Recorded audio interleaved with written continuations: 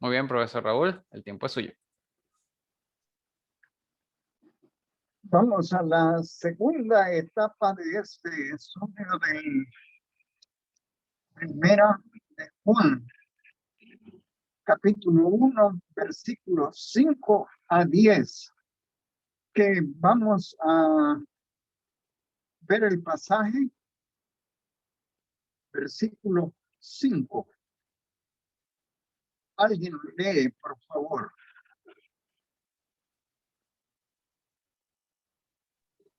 Este es el mensaje que hemos oído de él y os anunciamos. Dios es luz y no hay ningunas tinieblas en él. Siga. Ok. Si decimos que tenemos comunión con él y andamos en tinieblas, si decimos que tenemos comunión con él y andamos en tinieblas, mentimos. Y si no practicamos la verdad, pero si andamos en luz como él está en luz, tenemos comunión unos con otros. Y la sangre de Jesucristo, su Hijo, nos limpia de todo pecado. Si decimos que no tenemos pecado, nos engañamos a nosotros mismos. Y la verdad no está en nosotros. Si confesamos nuestros pecados, él es fiel y justo para perdonar nuestros pecados y limpiarnos de toda maldad. Si decimos que no hemos pecado, le hacemos a él mentiroso y su palabra no está en nosotros. Gracias, hermana. Repitamos juntos el versículo 9. Si confesamos nuestros pecados, Él es fiel y justo para perdonar nuestros pecados y limpiarnos de toda maldad.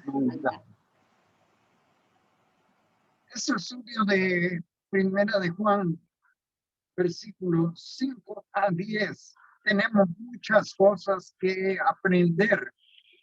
La primera pregunta, ¿qué espero sus respuestas? La primera pregunta, ¿qué aprendemos acerca de Dios? Dios Padre, Jesús o el Espíritu Santo. ¿Qué aprendemos de Él? ¿Qué opiniones tienen?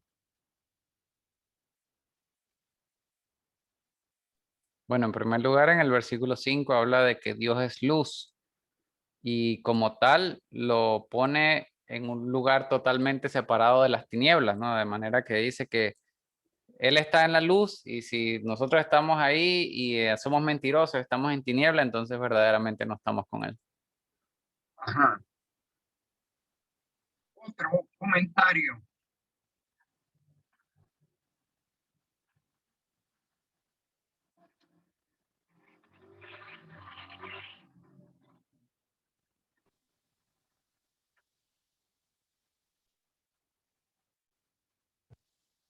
También el versículo 9, que Dios es fiel y justo para perdonar nuestros pecados. Solo la condición es, bueno, no quiero decir eso. Cuando confesamos nuestros pecados, Dios es justo y fiel de perdonarnos. El punto clave del pasaje es ese del versículo 9, el perdón. ¿Algún otro comentario? Creo que el versículo 7 es como el preámbulo del 9, ¿verdad? Bueno, por eso está antes, ¿verdad? Pero dice que ese perdón ocurre a través de la sangre de Jesucristo, que es una referencia directamente a Dios, ¿verdad? A través de la sangre de Jesucristo, entonces somos limpiados del pecado que confesamos.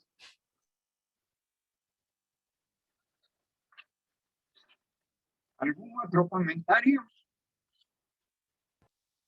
Aunque es poco obvio, pero me imagino para los que estuvieran o estaban leyendo esta carta, cuando Juan escribe a Jesús, su hijo, que Jesús es el hijo de Dios. Así es. Juan, el autor, menciona en varios pasajes, hay énfasis en varios aspectos. Dios es espíritu, Dios es amor, Dios es santo, es puro, Dios es luz, como aquí menciona. El primer aspecto, el mensaje de Él, el énfasis de Él, os anunciamos. Dios es luz, Dios es santo y puro.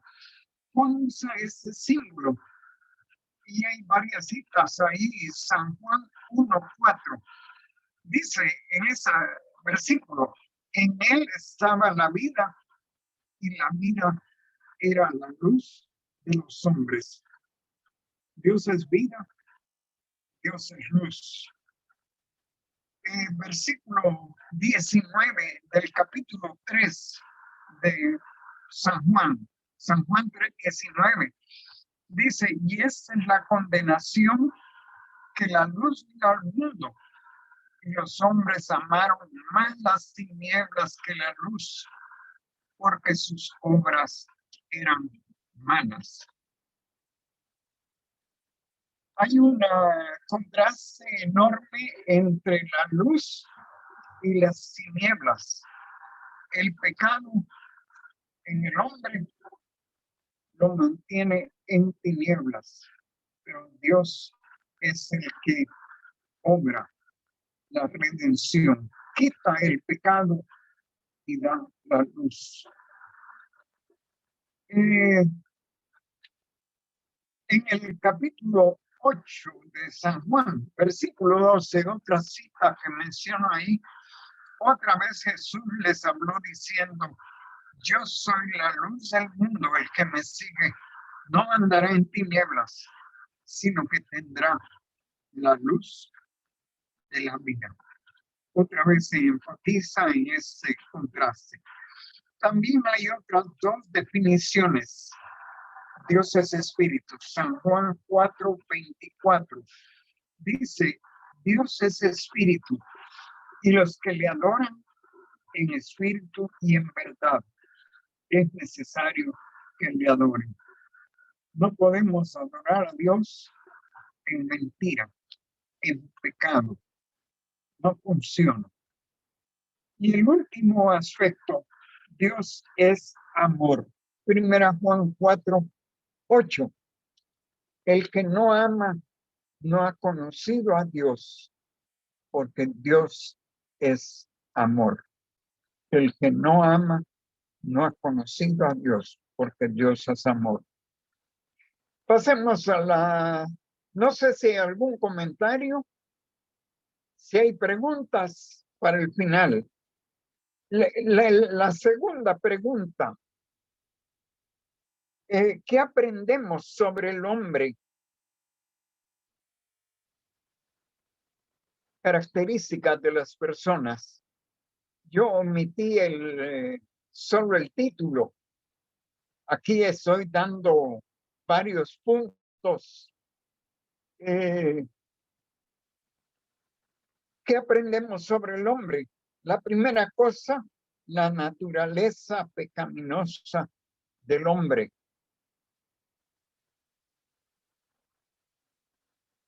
En el versículo 6 que leímos, si decimos que tenemos comunión con él y andamos en tinieblas, mentimos y no practicamos la verdad.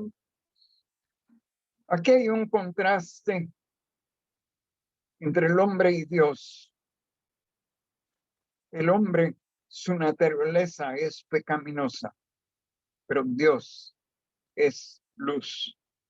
El segundo aspecto, decir que tenemos comunión con Dios es básico. Practicar la verdad nos lleva a la santidad. Si queremos estrechar relación con el Señor, tenemos que andar en santidad. Tercer aspecto, andar en la luz. Hay comunión con nuestros hermanos y con Dios cuando andamos en luz.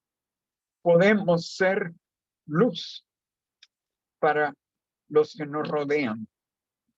Y el cuarto aspecto, la sangre de Cristo nos limpia de todo pecado.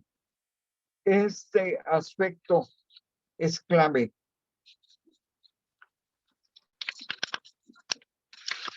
La sangre de Cristo nos limpia de todo pecado.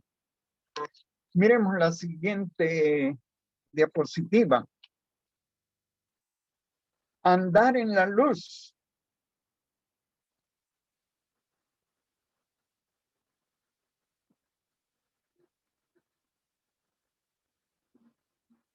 El anterior. Sí, lleva el siguiente. Andar en la luz. Si andamos en luz, hay comunión con nuestros hermanos y con Dios. El último aspecto que miramos, la sangre de Cristo nos limpia de todo pecado. El problema del hombre, el pecado, nos debilita delante de Dios. Vivir en santidad es un conflicto. Si confesamos nuestro pecado, hay restauración. Todos pecamos y seguiremos pecando, pero somos salvos porque Cristo pagó por nuestro pecado. ¿Qué tenemos que hacer? Reconciliarnos, confesar nuestro pecado. Miremos el siguiente pregunta. ¿Hay algún pecado que debemos evitar? ¿Promesas para reclamar?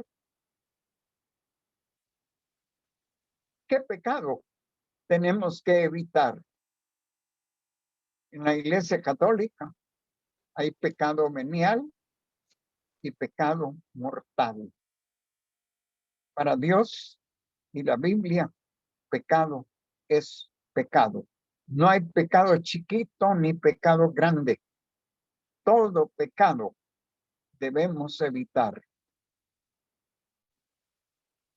Y el versículo 9. Si confesamos nuestro pecado, Él es fiel y justo para perdonar y limpiarnos de toda maldad. Podemos vivir una vida santa, pura, limpia con el Señor. El pecado no puede contra el Señor. El Señor triunfa en nuestra vida. Y miremos el último aspecto. ¿Hay algún mandamiento para obedecer o ejemplo a seguir? Confesar nuestro pecado. ¿Cuándo debemos confesar? ¿Qué dicen? ¿Qué les parece?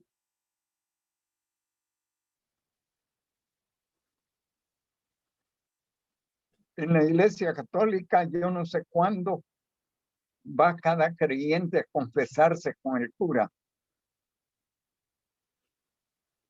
Ellos tratan de cumplir eso, pero no hay intermediario que valga. La relación entre el Señor y yo es directa, es personal. ¿Cuándo debo confesar? Esa es la pregunta. Respuesta. Todo el tiempo, frecuentemente. Que pecamos. ¿Ah? ¿Sabes qué? Cada vez que pecamos, debemos confesar. Cada vez. Eso es permanente. Ujú. Él es fiel y justo para perdonar nuestro pecado. El mensaje central de la Biblia es este. Por eso yo tengo como conclusión lo siguiente. La salvación no se pierde. los pentecostales y todas las iglesias que se desviaron, derivaron de Arminio, ellos tienen esto de la salvación que se pierde como un punto clave para amarrar al creyente. Pero el creyente no depende de la iglesia que va, no depende de cumplir con los mandatos de la iglesia, porque por gracia sois salvos por medio de la fe. Y esto no de vosotros, pues es don de Dios, no por obras para que nadie se gloríe. A mí me ha encantado toda la vida evangelizar. Y esto de la pandemia me ha atado bastante. Sin embargo, he tenido la oportunidad. Estuve platicando con el Carol, a raíz del bautismo de Guillermo. Aproveché para hablar con el papá, don Guillermo, y le compartí el evangelio.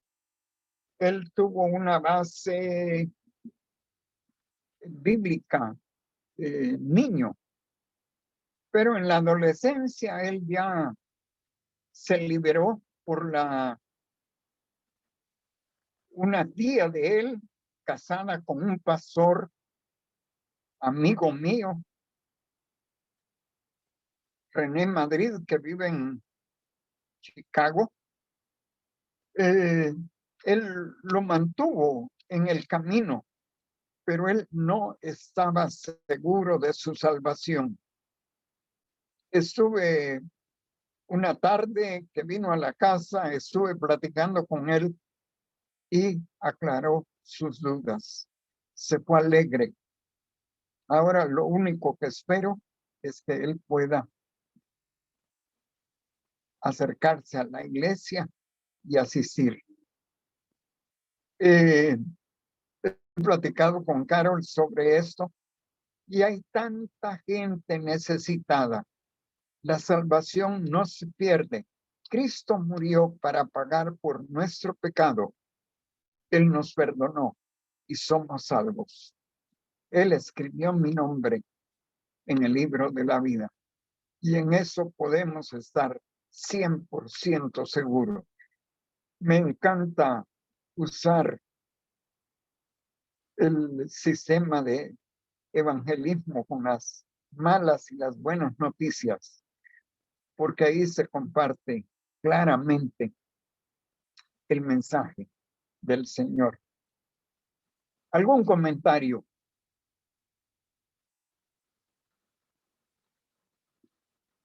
Todo clarito. Justo ayer estuve platicando con Lía sobre verso de 1 de Juan 1:9 y Lía está preocupada porque ella me dijo, ella está preguntando cómo uno puede saber si es un creyente o no. Y yo usaba 1 de Juan 1:9 con ella y le dije, mira, Lía, todos pecamos. Y aún creyentes. Pero una prueba es qué hacemos cuando pecamos. Nosotros echamos la culpa a otra persona o decimos que no, ¿okay? O si confesamos al Señor para perdonarnos. Y es una prueba de fe y cuando peca, que confiesa al Señor y busca su perdón, es una prueba de salvación. Y me gustaría que alguien compartió eso conmigo cuando yo era más joven, pero para mí es una prueba de salvación. Claro, ¿qué hacemos cuando pecamos?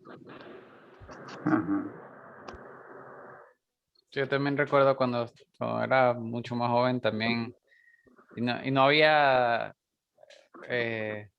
procesado bien, ¿verdad? Todas las cosas. Yo pensaba mucho en la cuestión de, bueno, si pecas, haces algo bueno para compensarlo, ¿verdad? O sea, y obviamente, si eres joven, por más joven que sea, te vas a dar cuenta de que esa es una matemática que no es favorable para la persona. Es imposible hacer suficientes cosas buenas para, si funcionara de esa manera, es imposible simplemente. Y este pasaje a mí también me abrió mucho los ojos cuando no conocía bien del Señor, ¿verdad? No entendía bien el Evangelio.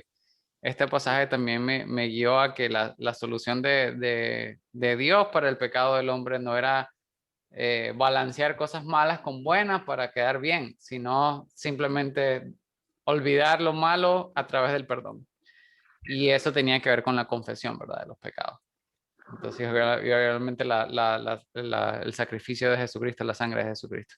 Yo creo que es un versículo que es realmente importante para cuando las personas tienen mucho la idea de la salvación que se pierde, de una salvación que es por obras, de un montón de cosas.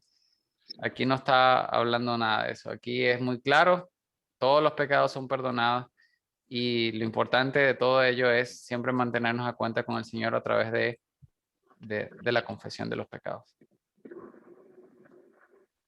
¿Algún otro comentario?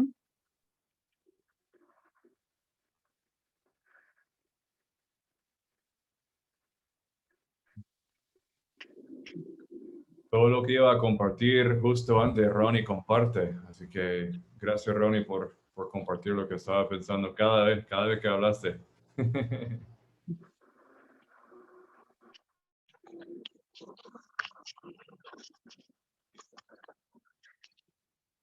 Bueno, hermanos, entonces con esto concluimos por esta noche. Ryan, nos despiden. Oración. Gracias. Agradezco mucho sus oraciones, hermano. La verdad, he estado compartiendo sobre mi mamá ya por días, ¿verdad? Ya por tiempo. Así que ahora es cuando Dios ha decidido que es su tiempo de llevarlo de esta tierra, ¿verdad? La única cosa que Dios está haciendo con mi tío, con mis hermanos, mi hermano, el segundo hermano, desde que hemos empezado de hablar sobre mi mamá, no ha conectado a las reuniones, a las llamadas. Y justo ayer se conectó. Así que estamos orando. Él no está viendo por el Señor y estamos orando que a través de este tiempo puede ponerse bien con el Señor. Pero bueno, eso fue de ánimo. También una amiga muy cercana que tuve en el high school es enfermera y se dedica a los pacientes terminales, a ese sector del hospital. Y yo salí con la muchacha por 2 años y algo. Y mi mamá fue muy cerca, la muchacha estaba muy cerca, le gustó mucho mi mamá a ella.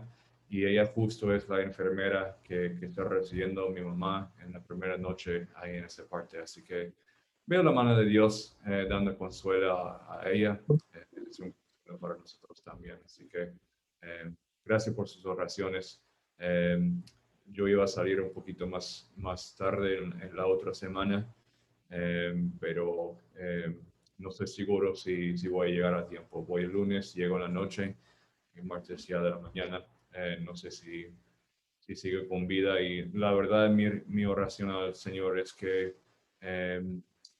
no sufra, pues si eso quiere decir que no llega a tiempo, mejor que no sufra más, ¿verdad? Así que gracias por sus oraciones. Al mencionar también que la iglesia queda en buenas manos, que tenemos los diáconos sirviendo todos los días, el profe se puede contactar también y Charlene también va a ayudar y asegurar que vamos bien con toda la parte de enseñanza y todos los detalles que está. Así que contáctense con los diáconos o con Charlene si tienen cualquier pregunta, cualquier duda, mientras que esté fuera.